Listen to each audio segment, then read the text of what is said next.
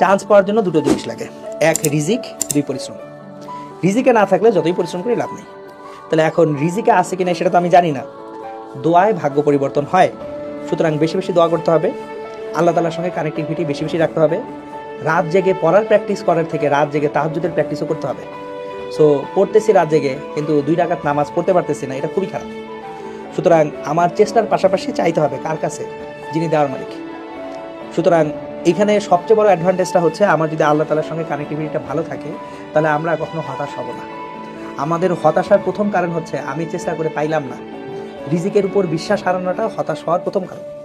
কিন্তু যদি আমার মাথায় এটা থাকে যে চেষ্টা আমি করে গেছি, আল্লাহ তাআলা আমার রিজিকে রাখলে ইনশাল্লাহ আমি পাবো, রিজিকে না রাখলে পাবো না, এবং সেটা নিয়ে অসন্তুষ্টও হওয়া যাবে না, তাহলে কিন্তু হতাশাটা আসে না। সো তোমরা যারা ছোট মানুষ, তোমাদের বয়স একেবারে, আমি বলবো যে তোমরা তোমাদের লাইফ কেবল শুরু করতে যাচ্ছ। সো আমি চাই না তোমরা কেউই হতাশ হও শুধুমাত্র একটা ভর্তি পরীক্ষার জন্য। ভর্তি পরীক্ষা is a part of life, it is not life.